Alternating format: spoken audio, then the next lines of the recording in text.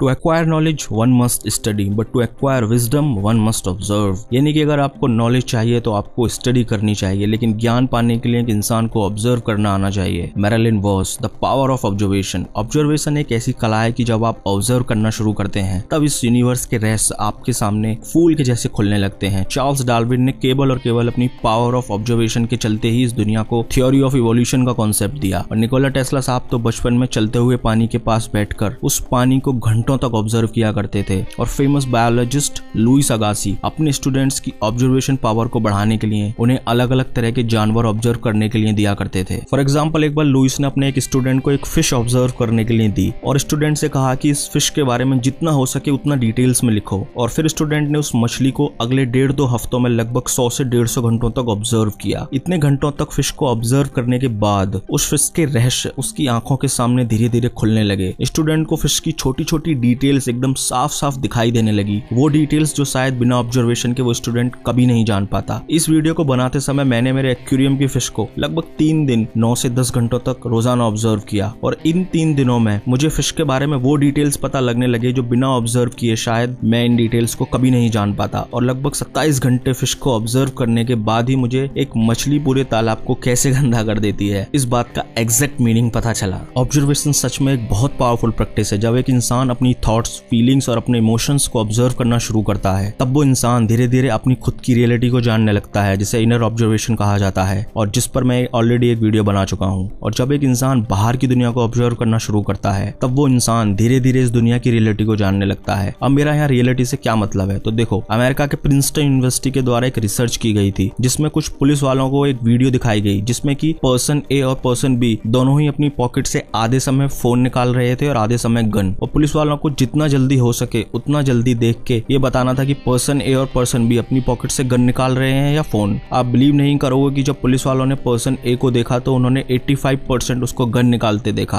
और जब person B को देखा तो लगभग 85% ही उसको फोन निकालते देखा। जबकि रियलिटी में पर्सन ए और पर्सन बी दोनों ही आधे टाइम गन और आधे टाइम फोन निकाल रहे थे। बस पर्सन ए और पर्सन बी में इतना फर्क था कि पर्सन ए का क्रिमिनल बैकग्राउंड था जो कि पुलिस वालों को पता था। पुलिस वालों के पर्सन ए को लेके अपने पास्ट एक्सपीरियंसेस और अपने इमोशंस के चलते उनके दिमाग ने उनको वो दिखाया जो वो देखना चाहते थे, ना कि रियलिटी। और अब ऐसा हम सबके साथ होता है। देखो, हमारे ब्रेन में जो इन्फॉर्मेशन प्रोसेस होती है वो इस तरह से होती है कि जब हम कोई चीज देखते हैं तो अकॉर्डिंग टू साइंस वो इन्फॉर्मेशन लो रोड के थ्रू ब्रेन के एक हिस्से ब्रेन स्टेम में जाती है और वहां हमारे इमोशंस के साथ मिक्स हो जाती है। और जब वो इन्फॉर्मेशन हाई रोड के थ्रू ब्रेन में प्रोसेस होती है तो हमारा ब्रेन हमें वो दिखाता है जो हम देखना चाहते हैं, ना कि रियलिटी। लेकिन ऐसा हमारे साथ हमेशा नहीं होता कि जो हम देख रहे हैं वो गलत ही देख रहे हैं, लेकिन फिर भी ऐसा होता है। इसलिए कृष्णमूर्ति जी ने कहा है कि the ability to observe without evaluating is the highest form of intelligence. देखो, हमारा दिमाग एक टाइम पर जजमेंट और ऑब्जर्वेशन कभी भी एक साथ नहीं कर सकता। या तो आप किसी चीज को एक टाइम पर जज कर सकते हो या फिर ऑब्जर्व, लेकिन आप दोनों काम एक साथ नहीं कर सकते। और जब आप किसी चीज को जज करते हो तब आप उस चीज के बारे में कुछ समझ नहीं सकते। इसलिए एंथोनी द मेलो ने अपनी बुक अवेयरनेस में लिखा है कि व्हाट यू जज you can not understand. Awareness ये सच में एक बहुत पावरफुल बुक है और ये बुक आप सभी को एक बार जरूर पढ़नी चाहिए। ये बुक आपको रियलिटी के थोड़ा और करीब लेके जाएगी। देखो, पेंटिंग, डांसिंग, म्यूजिक या किसी और स्किल की तरह ही ऑब्जर्वेशन भी एक कला है, एक स्किल है जिसे प्रैक्टिस करके समय के साथ इंप्रूव किया जा सकता है। लेकिन ऑब्जर्वेशन पावर को इंक्रीज करने के लिए दिमाग का शांत होना